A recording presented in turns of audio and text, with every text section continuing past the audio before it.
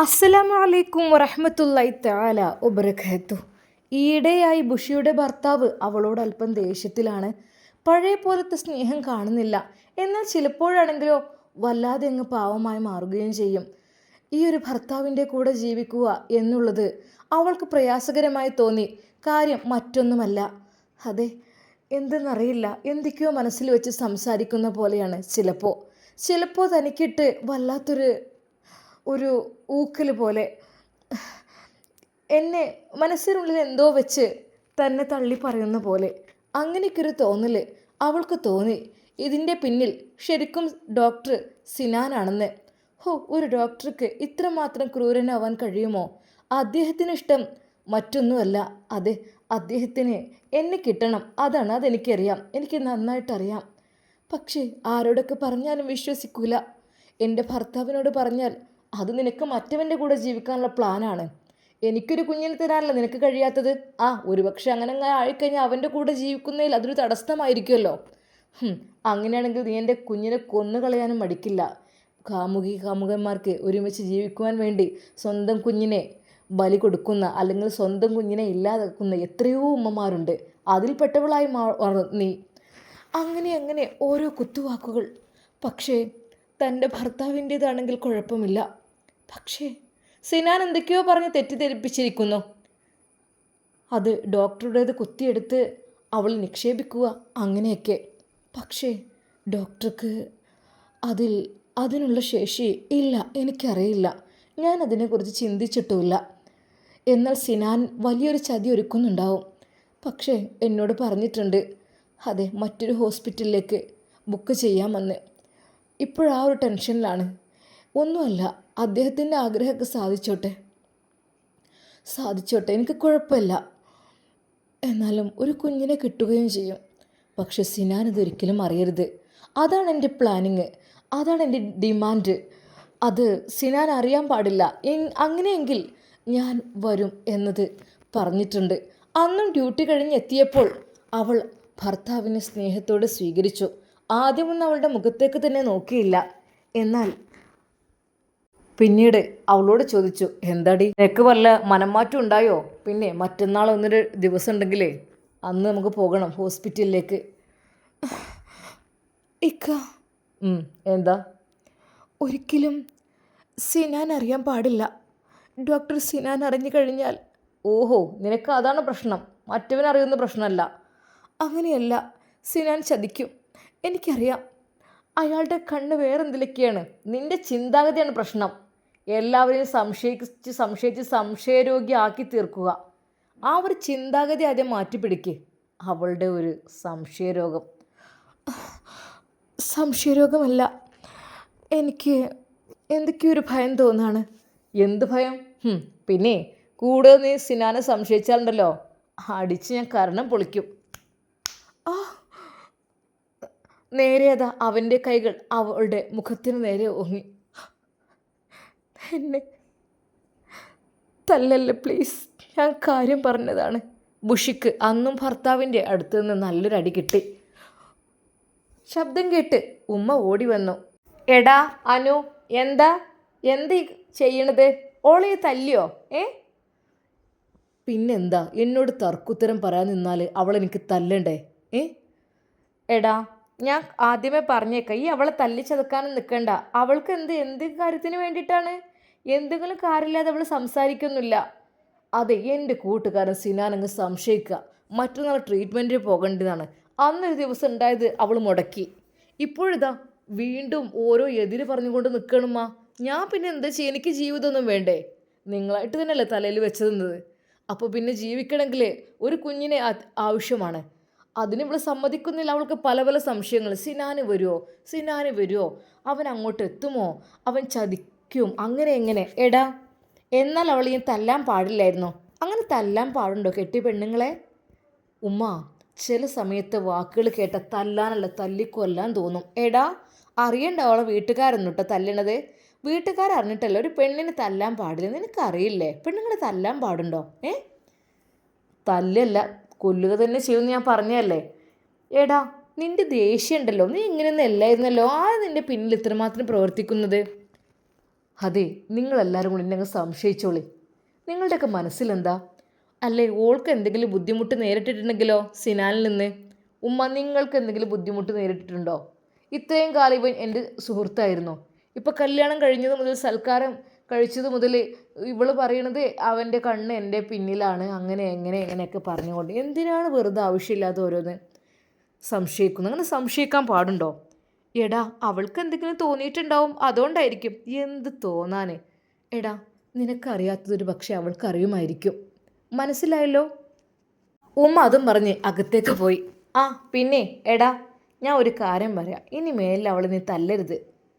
നിനക്ക് വേണ്ടി ഞാനായിട്ട് കണ്ടുപിടിച്ചുണ്ടാക്കിയ കുട്ടിയാണ് അത്. അവളെ തല്ലിക്കഴിഞ്ഞാൽ, അവൾ പോയി കഴിഞ്ഞാൽ അത് വല്ലാത്തൊരു വിഷമായി തീരും.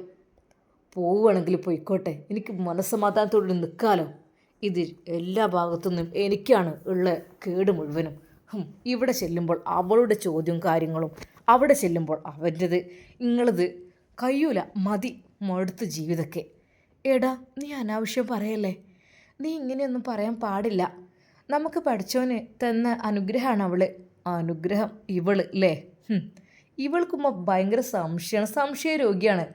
സംശയരോഗിയുടെ കൂടെ ജീവിക്കാനൊക്കെ പ്രയാസമാണ്. കാരണം സംശയം തോന്നിക്കഴിഞ്ഞാൽ പിന്നീട് അവർക്ക് എല്ലാം സംശയമായിരിക്കും. ഇപ്പോൾ കണ്ടില്ലേ, സിനാന് വരുമോ, മറ്റോന് വരുമോ, മറിച്ചോന് വരുമോ എന്ന് ചോദിച്ചൊരുപാട്. ഞാൻ പറഞ്ഞു ഷാമിൽ വരുന്നത്. അതാണുമ്മ, അവൾക്ക് അതിൻ്റെ കേടാണ്. ഓളെ മനസ്സിലുമ്മ ആരൊക്കെയുണ്ട്. എന്നാൽ ബുഷിയുടെ മുഖം വല്ലാതെയായി. ഇല്ലുമ്മ, ഞാൻ ഒരിക്കൽ പോലും വിവാഹം കഴിഞ്ഞതിന് ശേഷം അങ്ങനെ ഞാൻ ചിന്തിച്ചിട്ടില്ല. ഷാമിലിനെ കാണാൻ ഞാൻ കണ്ടിരുന്നു, പക്ഷേ വിശേഷങ്ങൾ ചോദിച്ചു എന്നല്ലാതെ. അതിനെന്താടാ, ഇനിയിപ്പോൾ കല്യാണത്തിൻ്റെ മുമ്പ് എന്തെങ്കിലും അവർ തമ്മിൽ എന്തെങ്കിലും ബന്ധവും കാര്യങ്ങളുണ്ട്, ഓക്കെ. കല്യാണം കഴിഞ്ഞു കഴിഞ്ഞാൽ അത് കഴിഞ്ഞില്ലേ. ഇപ്പോൾ ആ കുട്ടി ഒരു നല്ല രീതിയിൽ സംസാരിച്ചെന്ന് വിചാരിച്ചിട്ട് ഈ ഇത്രമാത്രം സംശയിക്കാൻ എന്താ? ഉമ്മ, അതെ, അതുമാത്രമൊന്നുമല്ല, പലതും ഉണ്ട്. അൻഷിഫെ, മിണ്ടാതിരിക്കേ, അവൾ അത്തരക്കാരിയല്ല, മനസ്സിലായല്ലോ? ഉമ്മ അവർ ശരിക്കും ചീത്ത പറഞ്ഞു. ഇല്ല, നിങ്ങളുടെയൊക്കെ ഇത് കേട്ടിട്ട് ഞാനിവിടെ ഇങ്ങനെ നിന്നോളാം. മനസ്സിലൊരു സമാധാനം. ഞാനിവിടുന്ന് മാറിപ്പോവാണ്. ഇനി വേറെ ഹോസ്പിറ്റലിൽ ഞാൻ ജോയിൻ ആകാണ്. ആവൂല, എന്നും വരുന്നില്ല. അവിടെ എവിടെയെങ്കിലും റൂം എടുത്ത് നിൽക്കണം. അങ്ങനെയല്ലേ പല ഡോക്ടേഴ്സും. എടാ, നീ പോവുകയാണെങ്കിൽ ബുഷിയും കൊണ്ട് പോവണം, അവളെ തനിച്ചാക്കി പോവരുത്. ഓ, തുടങ്ങി. എപ്പോഴും ബുഷിയെ ഞാനിങ്ങനെ കൊണ്ട് നടക്കുക. ഇതെന്താ? എന്നെക്കൊണ്ട് പറയിപ്പിക്കണ്ട.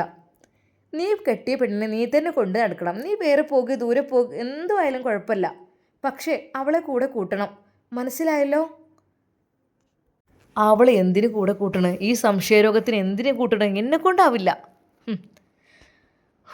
മടുത്തു. എടാ, നല്ല കാര്യത്തിന് വേണ്ടിയാണ് പറയുന്നത്, മനസ്സിലായല്ലോ? എനിക്ക് എന്തൊരു സമാധാനത്തിലായിരുന്നു ഞാൻ ഇവിടെ കഴിഞ്ഞിരുന്നത്. ഈയിടെയായി സമാധാനമൊക്കെ നഷ്ടപ്പെട്ടു. ബുഷി, മറ്റന്നാൾ നീ എൻ്റെ കൂടെ വരുമോ ഇല്ലയോ അതിപ്പോൾ അറിയണം. അവൾ ദയനീയമായി അവൻ്റെ മുഖത്തേക്ക് നോക്കി. കണ്ടില്ലേ, അവൾ മിണ്ടൂല, മിണ്ടൂല. അതെ, ഞങ്ങൾ തമ്മിൽ ഇടയിലൊരു കുഞ്ഞുണ്ടായി കഴിഞ്ഞാൽ അവൻ്റെ കൂടെ ജീവിക്കാൻ അവൾക്ക് കഴിയൂല. അതിൻ്റെ ദേഷ്യമാണ് അവൾക്ക്, മറ്റൊന്നുമല്ല. ഞാൻ തയ്യാറാണ്, അങ്ങയുടെ കൂടെ വരാൻ ഞാൻ തയ്യാറാണ്. അവളുടെ മനസ്സൊന്ന് വിതുമ്പി. കണ്ടില്ലേടാ, നീ പറയാത്തൊന്നോ ചെയ്യൊന്നുമില്ല. അവൾക്ക് എന്തേ തോന്നിയിട്ടുണ്ടാവും. നേരെ വന്നാൽ നിനക്ക് തന്ന്, അല്ലെങ്കിൽ ഞാൻ എൻ്റെ പാട്ടിന് അങ്ങോട്ട് പോവായിരിക്കും. പിന്നെ എന്നെ കാക്കണ്ട ആരും. മോനെ, അങ്ങനൊന്നും പറയല്ലേ. പറയുന്നില്ല. നിങ്ങൾ രണ്ടുപേരുടെ സെറ്റ്, ഞാൻ ഒറ്റ. അവൾ പറയുന്നതൊക്കെ ശരി, ഞാൻ പറയുന്നതൊക്കെ തെറ്റ്. മോനെ, അവളുടെ മനസ്സിൻ്റെ പ്രയാസം കൊണ്ട് അങ്ങനെ പറയായിരിക്കും. എൻ്റെ മോന് കാര്യമായിട്ടൊന്നുള്ളൂ മിണ്ടല്ലേ. അതെ, എല്ലാം തികഞ്ഞൊരു കുട്ടിയാണ്. നിനക്കെന്ന് വെച്ചാൽ മക്കളുണ്ടാവില്ല എന്ന് ആദ്യമേ വിധി എഴുതിയതാണ്. അതുകൊണ്ട് തന്നെ അവൾ എൻ്റെ കൂടെ നിൽക്കുന്നുണ്ടല്ലോ. അതുകൊണ്ട് അവളെ കേൾക്കി ഓരോന്ന് പറയല്ലേ. പോയി കഴിഞ്ഞാൽ അത് വലിയൊരു നഷ്ടമായിരിക്കും കേട്ടോ. നീ ഒന്നും മനസ്സിലാക്കിക്കൂടെ? ഞാൻ പറഞ്ഞില്ല എനിക്ക് കല്യാണം വേണ്ട. നിങ്ങളെ പണിയല്ലേ അതിൻ്റെ തലയിൽ വെച്ച് കെട്ടി തന്നത്? എന്തിനൊരു പെണ്ണിൻ്റെ ഭാവി ജീവിതം വെറുതെ കേടുവരുത്താൻ വേണ്ടിയിട്ട് എൻ്റെ തലയ്ക്ക് കെട്ടി തന്നത്? അല്ല പിന്നെ. എന്നിട്ട് എന്നോട് ഉപദേശിക്കാൻ വരുന്നു. മനുഷ്യനൊരു സമാധാനം നഷ്ടപ്പെടും ഇവിടെ വന്നാൽ. ഞാൻ ഇവിടുന്ന് പോവുകയാണ്. എടാ, ഈ സമയത്ത് നീ ഇറങ്ങിപ്പോകല്ലേ. എന്നും നിനക്കിത് പതിവാണ്. ആർക്ക് വേണ്ടിയിട്ടാണ് നീ ഇറങ്ങിപ്പോകുന്നത് ഇവിടുന്ന്? എന്തിനു വേണ്ടിയിട്ടാണ് നീ പോകുന്നത്? ആ ഡോക്ടറെ അടുത്തേക്കല്ലേ. അല്ലാതെ പിന്നെ അല്പം സമാധാനം കിട്ടില്ല അവിടെ ചെല്ലുമ്പോഴാണ്. അവൻ അന്നും വീട്ടിൽ നിന്നിറങ്ങി. ബുഷി വിതുമ്പി. രാത്രിയിലെ ആ യാമങ്ങളിൽ അല്പസമയം തൻ്റെ ഭർത്താവിനോടൊന്ന് സംസാരിച്ചിരിക്കണം എന്ന് കരുതുന്ന സമയത്താണ് അവൻ ഇറങ്ങിപ്പോകുന്നത്. പതിവ് പോലെ Sinan, hey baby, come on come on. ഞാൻ വിചാരിച്ചിരുന്നു ഇന്നും നീ വരാതിരിക്കില്ല. എങ്ങനെയുണ്ട്? അല്ല, എന്താ പൊണ്ടോട്ടിയുമായി തെറ്റിപ്പോന്നതാണോ? എന്ത് പറയാൻ, മറ്റന്നാളത്തെ ആ ഒരു കാര്യം ഞാൻ വേറെ ഈ ഹോസ്പിറ്റലിലേക്ക് അവൾ വരണ്ടാന്ന് വേറെ ഹോസ്പിറ്റലിൽ തിരഞ്ഞെടുത്തതാണ്. അവളുടെ ഇഷ്ടമുള്ള ഹോസ്പിറ്റൽ സെലക്ട് ചെയ്യാൻ പറഞ്ഞാൽ അതാണ് ഏറ്റവും നല്ല ബെസ്റ്റ് ഓപ്ഷൻ. ഇഷ്ടമുള്ള ഹോസ്പിറ്റൽ, അവൾക്ക് ഏതാണ് ഇഷ്ടം അങ്ങനെ ചോദിക്കുക. അങ്ങനെ ചോദിച്ചാലല്ലേ അവളുടെ ഇഷ്ടങ്ങൾക്കനുസരിച്ച് നീ വഴങ്ങി കൊടുക്കുക. ദേഷ്യപ്പെടല്ലട്ടോ. ഓരോ ചോദ്യം അങ്ങോട്ട് ചോദിക്കും. എന്നോട് ചോദിക്കണം സിനാൻ അവിടെ ഉണ്ടാവുമോ? സിനാൻ അവിടെ ഉണ്ടാകുകയാണെങ്കിൽ ഞാൻ വരുന്നില്ല. എടാ, കാര്യം മറ്റൊന്നുമല്ല. ഞാൻ ഉണ്ടായിക്കഴിഞ്ഞാലേ അവളുടെ എന്തെങ്കിലും കള്ളത്തരങ്ങളൊക്കെ ഞാൻ പൊളിച്ചടക്കൂലേ? ആ ഒരു ദേഷ്യമാണ് അവൾക്ക്. ഓക്കെ, നീ പറഞ്ഞേക്ക്, ഞാൻ അവിടെ ഉണ്ടാവില്ല, ഞാൻ ആ പരിസരത്തേക്കേ വരില്ല. നിനക്ക് ഇഷ്ടപ്പെട്ട ഹോസ്പിറ്റൽ സെലക്ട് ചെയ്യാൻ പറ കേട്ടോ. അത് നല്ല മാനമര്യാദയിൽ പറയണം. പെണ്ണുങ്ങൾ വീഴ്ത്താൻ നിനക്കറിയില്ല ഇല്ല അല്ലേ? അല്ലെങ്കിലും പെണ്ണുങ്ങൾ വീഴ്ത്തിയിട്ടും എന്താല്ലേ, എന്തിനു വേണ്ടിയിട്ടാ? സിനാൻ അത് പറഞ്ഞപ്പോൾ ഒരു നിമിഷം അൻഷിഫിൻ്റെ കണ്ണുകൾ നിറഞ്ഞു. അതെ, ഞാനൊരു കഴിവ് കെട്ടവനായതുകൊണ്ടല്ലേ ഇങ്ങനെയൊക്കെ സംഭവിക്കുന്നത്. അല്ലെങ്കിൽ എടാ, നീ വിഷമിക്കല്ലേ, അവളോട് പോയി പറ നിനക്ക് ഇഷ്ടമുള്ള ഹോസ്പിറ്റലിൽ അത് എവിടെ വെച്ചും ട്രീറ്റ്മെൻറ്റ് ചെയ്യാമെന്ന്. നീ ചെല്ലേ, മടങ്ങിപ്പോ. ഒരിക്കലും അവളെ പിണക്കല്ലടാ, ചെല്ലേ. എന്നാൽ ഈ സമയം അതാ നമ്മുടെ ബുഷി മനസ്സ് വല്ലാതെ പതറിയിരിക്കുകയാണ്. തൻ്റെ ജീവിതം ഇങ്ങനെയൊക്കെ ആയിത്തീരുമോ? അതെ, ആരെ ഒരാളെ പേടിച്ച് കഴിയുന്ന അവസ്ഥ. കാലാകാലം സിനാനെ പേടിച്ച് ജീവിക്കാൻ എനിക്കാവില്ല. ആരോടിതൊന്നും തുറന്ന് പറഞ്ഞിട്ടില്ല. ഉമ്മയോടൊക്കെ പറഞ്ഞു കഴിഞ്ഞാൽ ഒരു പക്ഷേ. എന്നാൽ ആ നിമിഷം തന്നെ അവളതാ ഷാമിലിന് മെസ്സേജ് അയക്കുന്നു. ഹലോ ഷാമിൽ. അതെ, അവളുടെ അടുത്തേക്ക് പോകണം, വിവരങ്ങളെല്ലാം അറിയണം. എന്തൊക്കെയോ അവളുടെ ജീവിതത്തിൽ ഒളിച്ചു വെക്കുന്നുണ്ട് എന്ന് മനസ്സിലാക്കിയ ഷാമിൽ പെട്ടെന്ന് തന്നെ അതിന് റീപ്ലൈ കൊടുത്തു. Hi bushy. ഷാമിൽ, ബുഷി സുഖമല്ലേ? നിൻ്റെ ജീവിതത്തിൽ എന്തെങ്കിലും പ്രയാസമുണ്ടെങ്കിൽ നിനക്ക് എന്നോട് തുറന്ന് പറഞ്ഞൂടെ? എന്താണ് നിൻ്റെ പ്രയാസം? അതിനുള്ള ട്രീറ്റ്മെൻറ്റ് ലഭ്യമാണല്ലോ എല്ലാത്തിനും ഉള്ളത്. എന്താണ് നിൻ്റെ പ്രശ്നം, പ്രയാസം? നീ ഒന്ന് പറയുമോ? എന്നാൽ ബുഷി കരയുകയായിരുന്നു. അവൾക്കൊന്നും മിണ്ടുവാൻ സാധിക്കുന്നില്ല, ടൈപ്പ് ചെയ്തിട്ടും കഴിയുന്നില്ല. എങ്കിലും അവൾ കണ്ണീരോടെ പറഞ്ഞു, ഷാമിൽ, എൻ്റെ ജീവിതത്തെക്കുറിച്ചൊന്നും പറയണ്ട. എന്തു പറ്റി? എന്തെൻ്റെ കുട്ടിക്ക് പറ്റിയത്? എന്നോട് തുറന്നു പറഞ്ഞോടെ. എല്ലാം നമുക്കതിന് പ്രതിവിധി ഉണ്ടോ നോക്കാലോ. ഷാമിൽ, അതായത് എൻ്റെ ഭർത്താവ് അൻഷിഫ്, അദ്ദേഹത്തിന് എന്നെ ഒരിക്കലും ദാമ്പത്യ ജീവിതത്തിലേക്ക് കൊണ്ടുപോകാൻ കഴിഞ്ഞിട്ടില്ല. ശരിക്കും ഷാമിൽ ഞെട്ടി. അതെ, ഞാൻ വിചാരിച്ചതെല്ലാം സംഭവിക്കുന്നു. പഠിച്ചോനെ, ബുഷി, എന്ത് പ്രശ്നം? ഷാമിൽ, എൻ്റെ ഭർത്താവ്, അദ്ദേഹത്തിന് ഒരാണിൻ്റെ. അത് കേട്ടപ്പോൾ തന്നെ അതാ ഷാമിലിനെ തല കറങ്ങുന്ന പോലെ. ബുഷി, നീ വിഷമിക്കല്ലേ. നിൻ്റെ പ്രോബ്ലം ശരിക്കും? അതെ, നിനക്ക് അദ്ദേഹത്തിൻ്റെ കൂടെ ദാമ്പത്യ ജീവിതം മുന്നോട്ട് കൊണ്ടുപോകാൻ പ്രയാസം അനുഭവിക്കുന്നുണ്ടോ? നിനക്ക് എന്താണ് പ്രശ്നം? ഒരു ഡോക്ടറെ കണ്ട് കാര്യങ്ങളൊക്കെ ഒന്ന്. വേണ്ട, ഡോക്ടറെന്ന് കേൾക്കുന്നതേ പേടിയാണ്. ഡോക്ടർമാരെ എനിക്ക് വേണ്ട, ഒരിക്കൽ പോലും. അല്ല ബുഷി, ശരിക്കും ആർക്കാണ്? എൻ്റെ ഷാമിൽ, അദ്ദേഹത്തിന് എന്നെ ഒന്ന് ഒരിക്കൽ പോലും. ഞങ്ങളുടെ ജീവിതത്തിൽ മക്കളൊന്നും ഉണ്ടാവില്ല ഷാമിൽ. ബന്ധപ്പെട്ടാലല്ലേ മക്കളുണ്ടാവുകയുള്ളൂ. ഞാനും അദ്ദേഹവും ഇവിടെ കഴിയുന്നത് ആങ്ങളെയും പെങ്ങളെയും പോലെയാണ്. അതായത് ഞങ്ങൾ തമ്മിൽ യാതൊരു രീതിയിലുള്ള ബന്ധവും ഉണ്ടായിട്ടില്ല. അതെ, എന്തെങ്കിലും പറയും, സംസാരിക്കും, ഭക്ഷണം കഴിക്കും, കിടന്നുറങ്ങും. അങ്ങനെയല്ലാതെ ഒരിക്കൽ പോലും ഞാൻ. ശരിക്കും ഷാമിലിന് എന്തൊക്കെയോ ഒരു അവസ്ഥയായിപ്പോയി. പഠിച്ചോനെ, ആറ്റുനോറ്റ് ബുഷിയുടെ കല്യാണം കഴിപ്പിച്ച് വിട്ടത് ഒരു ശേഷിയില്ലാത്ത ആൾക്കാണോ റബ്ബേ? ബുഷി, ഹസ്ബൻഡിന് ട്രീറ്റ്മെൻറ്റ് എന്തെങ്കിലും? അറിയില്ല, അതിനെക്കുറിച്ചൊന്നും ചിന്തിച്ചിട്ടില്ല. പക്ഷേ ഷാമിൽ, ഞാൻ ഒരു കാര്യം പറയട്ടെ. അദ്ദേഹത്തിനൊരു കുഞ്ഞിനെ വേണം. അതിനു വേണ്ടിയാണ് ഇപ്പോൾ നിൽക്കുന്നത്. മറ്റന്നാൾ ഞാനൊരു ഹോസ്പിറ്റലിൽ അഡ്മിറ്റാകാൻ പോവുകയാണ്. അതെ, എൻ്റെ ഭർത്താവിൻ്റെ ബീജമെടുത്ത് എന്നിൽ നിക്ഷേപിക്കുകയാണ് ചെയ്യുന്നത്. അതിനു വേണ്ടിയിട്ടാണ്. ഇതിനു മുമ്പേ പറഞ്ഞതാണ്. പല തടസ്സങ്ങൾ ഉണ്ടായിരുന്നു, ഞാനായിട്ട് തടസ്സപ്പെടുത്തി. എൻ്റെ ഷാമിൽ, ഡോക്ടർ സിനാനുള്ള ഹോസ്പിറ്റലിലേക്ക് ഞാൻ ഒരിക്കലും പോവില്ല. എനിക്ക് അദ്ദേഹത്തെ ഭയമാണ്. അദ്ദേഹം എന്നെ ഉപദ്രവിക്കും. എന്നാൽ ഈ സമയമായപ്പോഴേക്കും അതാ അൻഷിഫ് വീട്ടിലെത്തിയിരുന്നു. പതുക്കെ അവൻ കോണിപ്പടികൾ കയറി ചെന്ന് മുകളിലത്തെ റൂമിൻ്റെ വാതിലിനടുത്ത് നിന്നപ്പോൾ അത് രഹസ്യമായി സംസാരിക്കുന്ന ബുഷിയെയാണ് കണ്ടത്. ശരിക്കും തൻ്റെ കാര്യങ്ങൾ എല്ലാം പറയുന്നുണ്ട്. എൻ്റെ ഭർത്താവിന് അതിനുള്ള കഴിവില്ല. എന്നെ രക്ഷിക്കണം. ശരിക്കും അത് കേട്ട അവൻ, അതാ, ഒരു നിമിഷം, വാതിൽ തുറക്ക് ബുഷി, വാതിൽ തുറക്ക്, ചാവിട്ട് ഞാൻ പൊളിക്കും. അവൾ പെട്ടെന്ന് തന്നെ അതാ ഫോൺ ഓഫ് ചെയ്തു. അവൾ ഭയന്നുകൊണ്ട് അതാ പെട്ടെന്ന് വാതിൽ തുറന്നു. എന്തടി? എന്താ, കുറേ നേരമായല്ലോ. എന്താ കോളോ എന്തോ വോയിസോ എന്തായിരുന്നു? ഫോണിങ്ങെടുത്തേ. ഫോൺ എടുക്കാനാണ് പറഞ്ഞത്. ഇല്ല, ഞാൻ ഫോണ് തരില്ല. അതെന്താ ഫോണ് തരാത്തത്? ആരോടായിരുന്നു നീ ചാറ്റിങ്? സത്യം പറയണം, സത്യം ഇപ്പം പറയണം. ഇപ്പം പറഞ്ഞില്ലെങ്കിൽ ഞാൻ നിന്നെ മയ്യത്ത് ഞാൻ എടുക്കും, നോക്കിക്കോ. ഇപ്പം പറയണം. ആരാടി? ആരാണ് നീ ആരെയും വിളിക്കുന്നത്? എനിക്കതിപ്പം അറിയണം, അല്ലെങ്കിൽ ഞാൻ നിന്നെ കൊന്നു കളയും. എടുക്കടി ഫോണ്. വേണ്ട, അവനെ നിന്നെ ഞാൻ അടിച്ച് കൊല്ലലായിരിക്കും. എന്താട്ടി ഇന്ന് പറഞ്ഞിരുന്നത് ഇവിടെ? ഞാനെന്താ ഒന്നും കേൾക്കുന്നില്ലെന്ന് വിചാരിച്ചോ? ഞാനിവിടെ എപ്പോൾ വന്ന് നിൽക്കേണ്ടത് അറിയും? എന്തായിരുന്നു രണ്ടുപേരും അങ്ങോട്ടും ഇങ്ങോട്ടും കരച്ചിലും പിഴിച്ചിലും? സത്യം പറ, ആരാണ് അത്?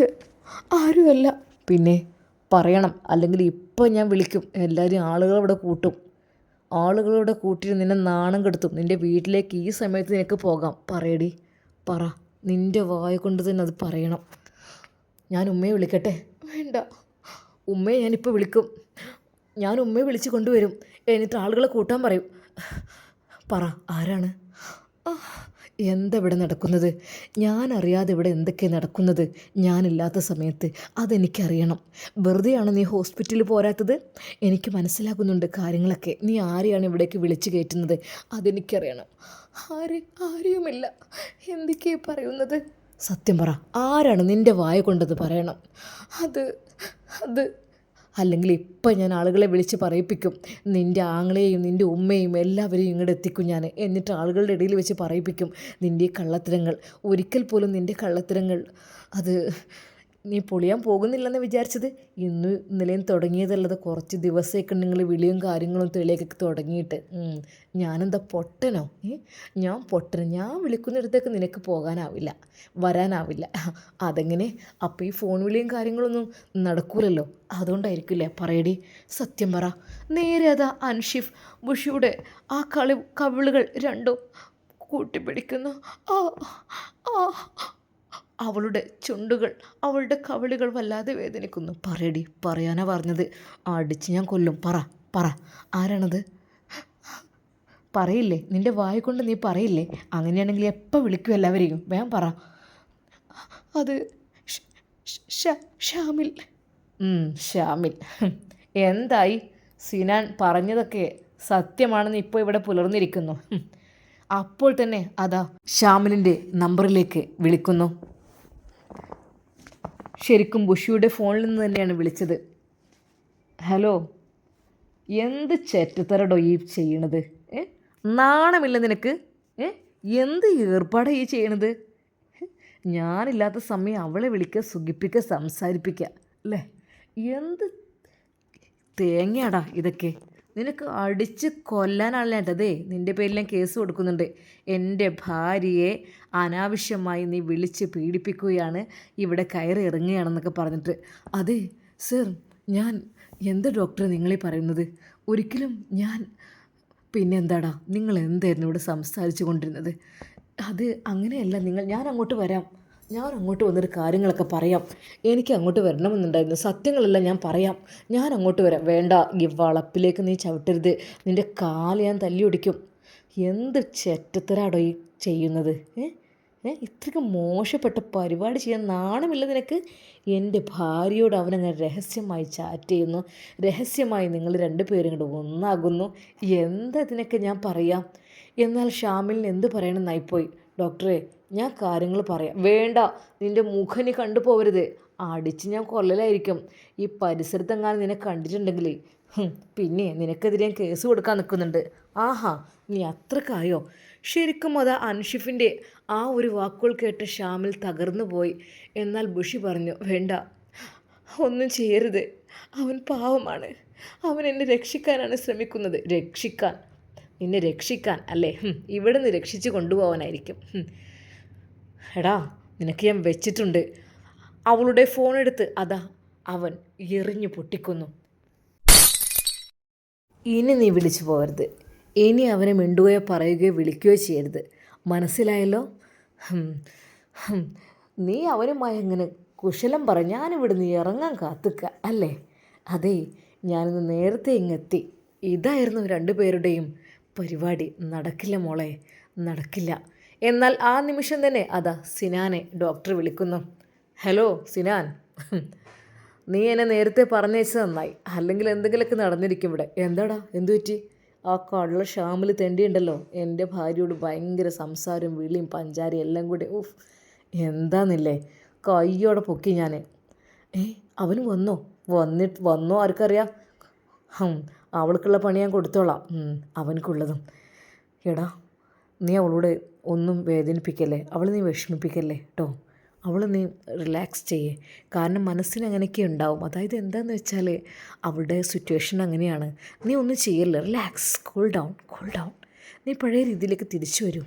പിന്നെ ഇനി ഒന്നും അതിനെക്കുറിച്ച് പറയണ്ട. ഷാമിലിന് ഉള്ള പണി നമുക്ക് കൊടുക്കാം. പക്ഷേ അതിന് മുമ്പായിട്ട് നീ അവളെ ട്രീറ്റ്മെൻറ്റിന് കൊണ്ടുപോവാ മറ്റന്നാൾ. അവളോട് ചോദിക്കുക നിനക്ക് ഏത് ഹോസ്പിറ്റൽ വേണമെന്ന്. വേറുള്ളതൊന്നും ചിന്തിക്കണ്ട, അത് മാത്രം ചോദിച്ചാൽ മതി. സ്നേഹത്തോടെ പെരുമാറ്, മനസ്സിലായല്ലോ? ഇനി നീ അവളെ വിഷമിപ്പിക്കല്ലേ. സ്നേഹത്തോടെ പെരുമാറിയിട്ട് അവളെ ഞാൻ കയ്യിലെടുക്ക്. എൻ്റെ പൊന്നു ചങ്ങായി, വേഗം അതിന് വേണ്ടി ഒരുങ്ങ്. പഴയത് ഓർക്കല്ലേ? ഓക്കെടാ. എന്നാൽ അതാ അൻഷിഫിന് ആകപ്പാടെ ഒരു ടെൻഷൻ. കാരണം അവളുടെ ബുഷിയുടെ കയ്യിലിരുന്ന ആ ഒരു വിലപിടിപ്പുള്ള ഫോൺ എറിഞ്ഞു പൊട്ടിച്ചു. അതുമാത്രമല്ല, അവളെ നല്ല രീതിയിൽ ഉപദ്രവിച്ചു. അത്രക്കും മോശമായി പെരുമാറി. അവളുടെ മുഖത്തേക്ക് തന്നെ നോക്കാൻ കഴിയുന്നില്ല. അവൻ്റെ കൈകൾ പതിഞ്ഞ അവളുടെ കവിളിലെ ആ ചുവന്ന പാടുകൾ, 5 വിരലുകൾ പതിഞ്ഞത്, അവളുടെ ചുണ്ടുകൾ അമർത്തിപ്പിടിച്ച് അതാ ബ്ലഡ് വരുന്നുണ്ട്. അവളുടെ കണ്ണുകൾ കരഞ്ഞ് തളർന്നിട്ടുണ്ട്. ശരിക്കും അവൻ്റെ കൈകളിൽ നിന്ന് ഏറ്റ ഉപദ്രവം, മനസ്സിനേറ്റ മുറിവ് അതിലേറെ. ഷാമിലിനെ തെറി പറഞ്ഞതും ചീത്ത പറഞ്ഞതും അത് വേറെ. എല്ലാം കൂടെ ബുഷി അവിടെ തളർന്ന് വീണു പോയിരുന്നു. അതേ, തളർന്ന് വീണ് അഭിനയിക്കാനൊന്നും നിൽക്കണ്ട.